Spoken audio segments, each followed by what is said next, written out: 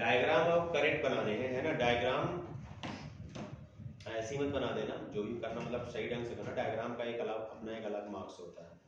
Diagram बना देने से मतलब सामने वाला समझ जाता है कि आपने चीजें अंदर जो की होगी वो सही की होगी, ठीक है ना। बच्चा होशियार, अब होशियार है कि पागल हो तो वही बताएगा, लेकिन मतलब ऐसा लग जाता है जो भी काम करेगा सही करेगा, कुछ गड़बड़ ऐसा उसे लगता है। बाकी बच्चा क्या करता है वो तो बच्चे बच्चा बहुत अच्छे से जाता है। क्या अरे वो पेन मांग रहा था तो हो गया था मेरा। ये दो ना पेन। सर बीच में पॉजिटिव चार्ज है। सभी जगह पॉजिटिव, पूरा ये वायर ही पॉजिटिव चार्ज डिस्ट्रीब्यूटेड है। टोटल चार्ज इसमें क्यू सपोज करेंगे और इसकी लेंथ कितनी है एल, और जो लेमडा है वो क्या है, इसकी लीनियर चार्ज डेंसिटी है। सर आप भी अपनी क्लास में से बस सर कल टेस्ट लेंगे। हाँ कंसर्ट टेस्ट लेंगे ही लेंगे, तुम मत आना। नहीं सर नहीं आना भाई, टेस्ट ऐसा नहीं करना है। चलो आज अपने काम पे आ जाओ। इसमें लिखो आप, इसमें सबसे पहले यदि डेरिवेशन मान लो आता है, लिखो let a cylindrical wire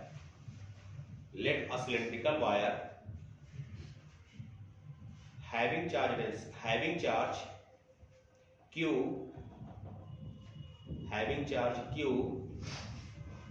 uniformly distributed through the wire, with linear charge density lambda coulomb per meter। ठीक है, लीनियर चार्ज डेंसिटी में कितना दे दिया है, लैम्डा कूलम्ब पर मीटर, सामने लिखा भी है। ठीक है, तो उसके नीचे लिख लेना let a Gaussian surface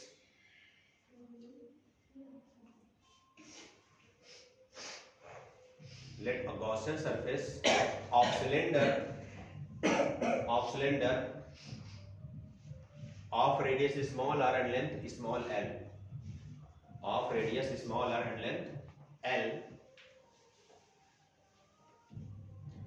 as shown in the figure। ठीक है, अब बाकी according to this law, Gauss law के अकॉर्डिंग क्या होता है, जो नेट फ्लक्स होता है phi net is equal to integration of E D S cos of theta. आपको देखना होगा ये जो सिलेंडर दिख रहा है इसमें आप देखो एक सरफेस हमारे पास ये है, दोनों सरफेस हमारे पास ये है। अब थर्ड सरफेस कौन सा है, जो ये कर्व्ड सरफेस है। थर्ड सरफेस कौन सा है, जो ये कर्व्ड है, ठीक है ना। तो आपको पता है इसके लिए जो इलेक्ट्रिक फील्ड की जो डायरेक्शन होगी वो सॉरी सरफेस एरिया की जो डायरेक्शन होगी कैसी होगी, ये इसकी वजह सरफेस एरिया डायरेक्शन ये। अच्छा, इलेक्ट्रिक फील्ड की डायरेक्शन कैसी होगी इसमें, एक्चुअली में इस तरह की कुछ होगी कि नहीं होगी, होगी ना।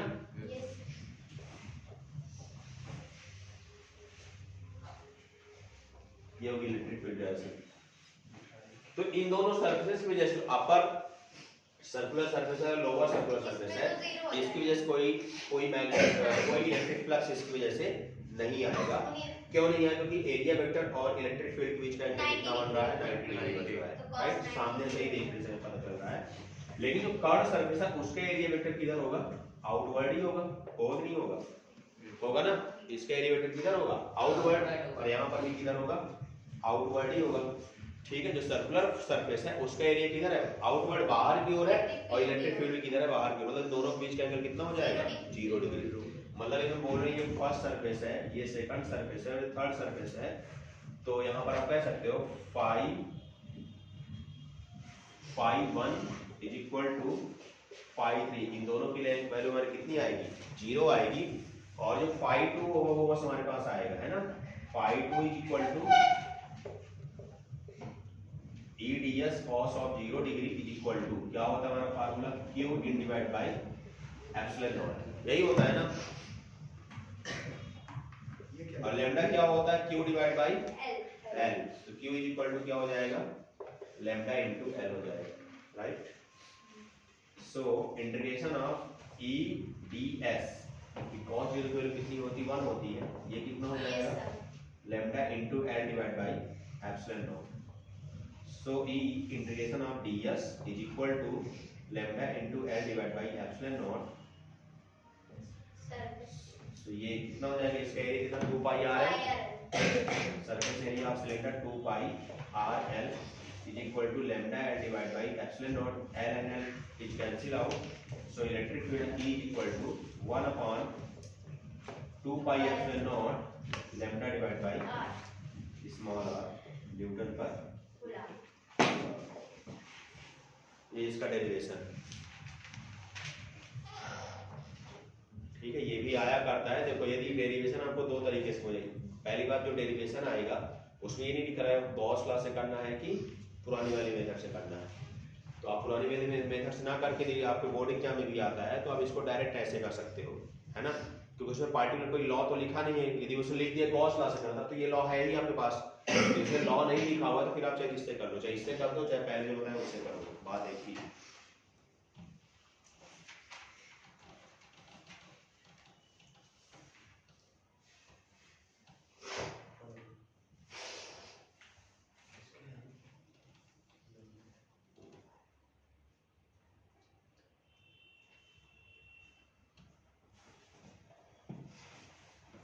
ठीक है, ये यहाँ से आप ग्राफ भी बनाना चाहो ड्रॉ कर सकते हो ग्राफ, क्योंकि आपको पता है Q हमारा कांस्टेंट है, जैसे लैम्डा भी कांस्टेंट होगा, तो हमारा जो E है वो डायरेक्टली प्रोपोर्शनल टू किसके है, स्मॉल r, है ना।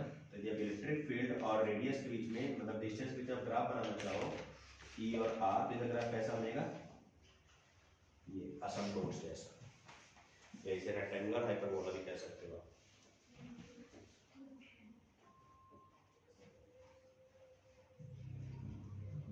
ठीक है, इसके बाद एक न्यूमेरिकल लिखो थोड़ा जल्दी से।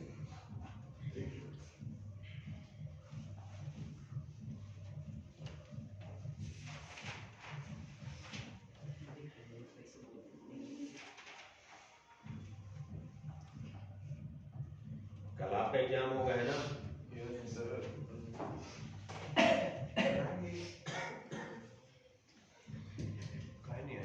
रंजन कुछ बोल रहा है कल वो नहीं आ पाया। लिखो numerical a long cylindrical wire, numerical is a long cylindrical wire carries a positive charge,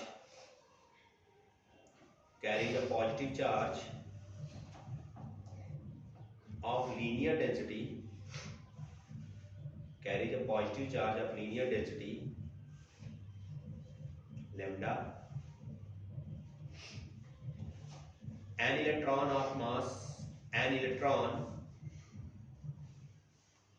revolves around in it, an electron revolves around it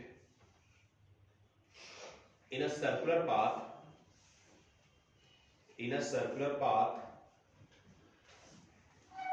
under the electron revolves around it in a circular path under the influence of attractive electrostatic force, under the influence of attractive electrostatic force, find the speed of electron,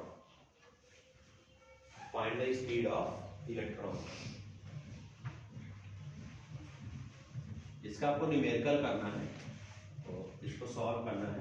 actually एक हमने ले लिया, ये wire है हमारी, है ना, suppose करते हैं ये एक वायर है ना, जिसकी चार्ज डेंसिटी उसमें कितना दे के रखा हुआ है, लैम्डा कूलम पर मीटर। एक इलेक्ट्रॉन है, ये मान लीजिए इलेक्ट्रॉन का चार्ज आपको पता है E होता है, मास कितना होता है Me, है ना। ये क्या है, इसके अबाउट सर्कुलर पाथ में क्या हो रहा है, रिवॉल्व हो रहा है ना। इसकी कुछ ना कुछ रेडियस भी होगी यहाँ से यहाँ तक, मान लेते हो रेडियस कितनी है हमारी, स्मॉल r। आपको पता है ये बोल रहा है कि इलेक्ट्रॉन जो है इसमें हमने कैसे मान लिया कि इसमें पॉजिटिव चार्ज कोई इलेक्ट्रॉन और इस वायर के बीच में कौन सा फोर्स लग रहा है, अट्रैक्टिव फोर्स लग रहा है। इसका मतलब पॉजिटिव चार्ज होगा वो नेगेटिव चार्ज का होता है इलेक्ट्रॉन, है ना। अब कोई भी पार्टिकल, कोई भी इलेक्ट्रॉन या कोई भी पार्टिकल हो, यदि उस सर्कुलर पाथ में मूव करेगा तो उसमें कौन सा फोर्स लगेगा, एक centripetal force mv² by small r, और इसको बैलेंस कौन करेगा, Fe, इलेक्ट्रोस्टैटिक फोर्स, है ना। तो यहाँ पर क्या हो जाएगा, Fe is equal to mv² by Fe equal to क्या होता है, QE, है ना। Q की जगह क्या ले लेंगे, इलेक्ट्रॉन E और इलेक्ट्रिक फील्ड E होगा ना। This is equal to mv square by small r। Electric field की वैल्यू मैंने अभी कैलकुलेट की, क्या आया है 1/4 pi epsilon naught lambda divide by small r। Sir 1/2 pi है, 2 pi epsilon naught 1/2 pi epsilon lambda by r से r cancel out, है ना। आपको v चाहिए ना, तो v आप यहाँ से कैलकुलेट कर लो, तो v इक्वल टू कितना हो जाएगा square root of lambda into e divided by 2 pi n epsilon naught, यही होगा ना, ठीक है। आई थिंक यहाँ पर यदि लैम्डा की वैल्यू में नोन होती, मालूम होता, तो मैं अब बाकी और सब की वैल्यू में ऑलरेडी क्या है कंफर्म है कि लैम्डा की वैल्यू में कंफर्म नहीं है, क्योंकि लैम्डा की वैल्यू से केवल लैम्डा दिया हुआ है। अदरवाइज इसकी कुछ वैल्यू दी होती तो इलेक्ट्रॉन की वैल्यू में पता है 2 पाई भी हम जानते हैं, मास ऑफ इलेक्ट्रॉन में पता होता है और एप्सिलॉन नॉट की वैल्यू पता होती है, ठीक है। तो ये एक प्रकार का आंसर है किसका, स्पीड ऑफ इलेक्ट्रॉन का, ठीक है। नेक्स्ट इसके बाद लिखो अगला जो इसका एप्लीकेशन है वो लिख लो, जो इंपॉर्टेंट एप्लीकेशन वो लिखवा रहा हूं, है ना। नेक्स्ट एप्लीकेशन लिखना electric field due to a plane sheet of charge. Electric field second, ये लिख लिए, ये न्यूमेरिकल हो गया। Yes sir.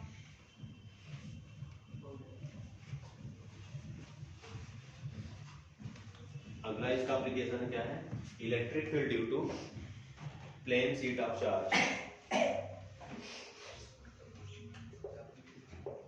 Electric field due to plane sheet of charge,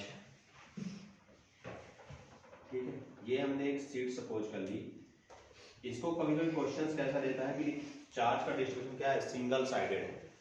एक प्लेट है, प्लेट की साइज क्या है, इनफिनिटली लॉन्ग स्ट्रेट है ना।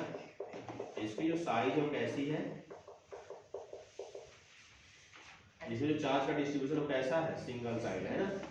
यहाँ पर मान लेते सिंगल साइड, एक साइड चार्ज का डिस्ट्रीब्यूशन है। हम मान लेते कोई एक पॉइंट है जो इससे यहाँ पर कोई पॉइंट P, और यहाँ पर हम क्या करना है, एक इलेक्ट्रिक फील्ड में क्या करना है, कैलकुलेट करना है, ठीक है। ये हमने एक गॉसियन सर्कल बना दिया,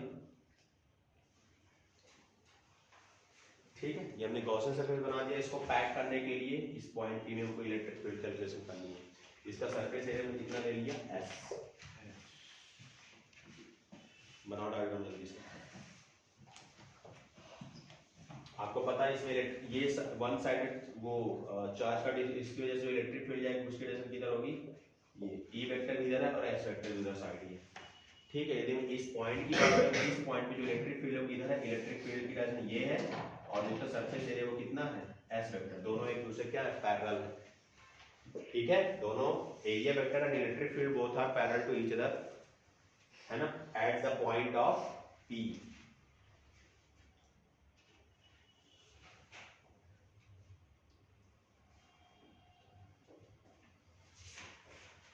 डायग्राम बन गया, हाँ।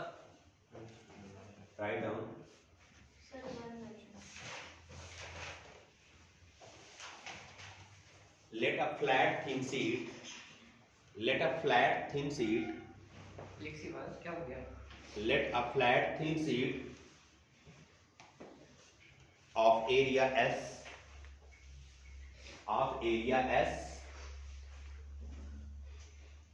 and charge distributed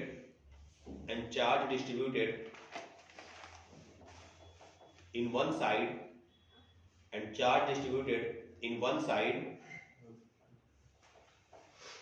with surface charge density sigma, with surface charge density sigma coulomb per meter square, with surface charge density sigma coulomb per meter square, right?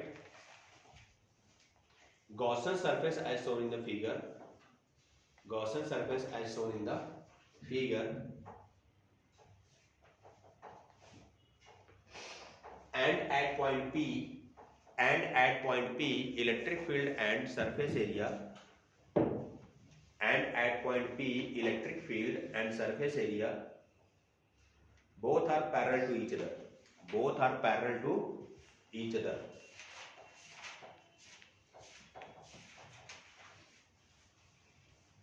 So according to Gauss law, phi net is equal to q divided by epsilon naught. So E ds cos of 0 degree, और q की जगह हम क्या लिख सकते हैं? We know that, आपको क्या पता है? q is sigma equal to q divided by area. So q is equal to sigma into s. So here sigma into s divided by epsilon naught. So ds is equal to, है ना, ये हमारा बाहर आ गया तो constant होती है electric field की बाहर आ गई, और यहाँ पर जो sigma dot S divide by epsilon not. So E into S की सिंगल साइड लेंगे, टोटल एरिया दोनों साइड का लेंगे ना, क्योंकि एरिया तो हमारे यहाँ पर क्या है? डीएस हमारे दोनों साइड का एरिया लेंगे. लेकिन यहाँ पर जो सरफेस चार्ज डेंसिटी के साथ जो एरिया लेंगे वो क्या लेंगे? सिंगल साइड क्यों ले रहे हैं? क्योंकि हमारा चार्ज का डिस्ट्रीब्यूशन सिंगल साइड है, दोनों साइड वाले दोनों साइड का एरिया लेंगे. ठीक है ना. यहाँ पर कितना हो जाएगा? 2 times of S. 2 times of S क्यों लिया? इधर का भी एरिया और इसके पीछे साइड का भी एरिया, राइट. इसे मैंने सिलेंडर दिखा दिया है दोनों साइड एरिया. इसे ये कितना हो जाएगा? Sigma dot S divide by epsilon. S S क्या हो जाएगा? कैंसिल आउट, और इक्वल टू कितना हो जाएगा? Sigma divide by 2 epsilon not.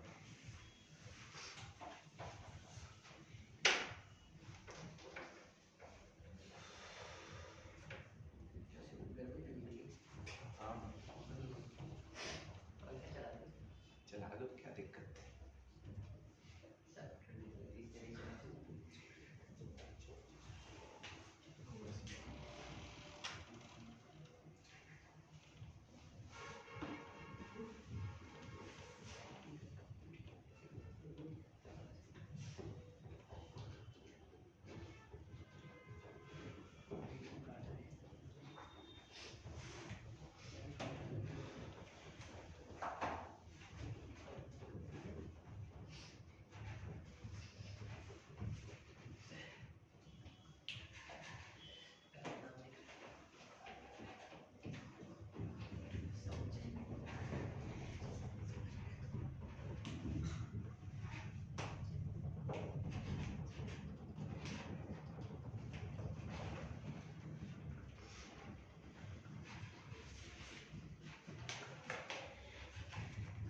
हो गया. हाँ.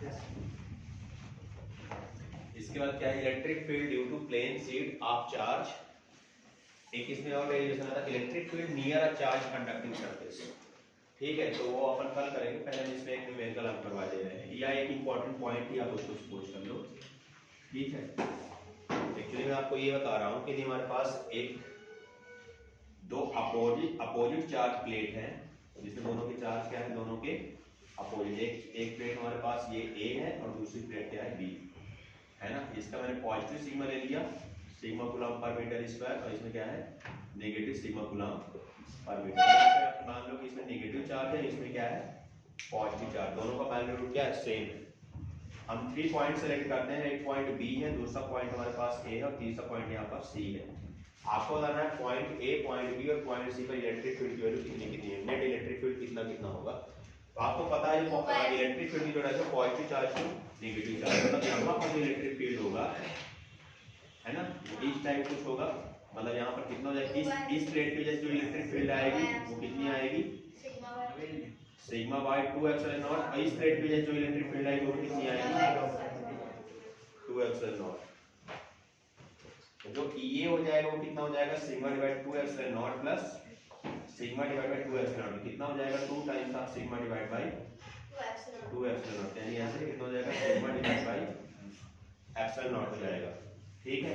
यदि पॉइंट बी की बात की जाए, पॉइंट बी आपको पता है पॉजिटिव चार्ज है. पॉइंट बी जो है ये क्या है? पॉजिटिव चार्ज है. पॉजिटिव चार्ज है ना, तो इस वाले जो पॉजिटिव प्लेट है इस पे जो इलेक्ट्रिक फील्ड की डायरेक्शन होगी किधर होगी? आउटवर्ड. तो ये हो जाएगी sigma divide by 2 epsilon not. लेकिन जो नेगेटिव प्लेट है इसकी जैसे इसमें इलेक्ट्रिक डायरेक्शन किधर होगी? इनवर्ड होगी ना. ये क्या हो जाएगा? Sigma divide by 2. यही हाल यहाँ पर भी है, एक इधर और एक इनसाइड और एक इधर. ठीक है. तो अल्टीमेटली चाहे ईबी हो और चाहे एसी हो,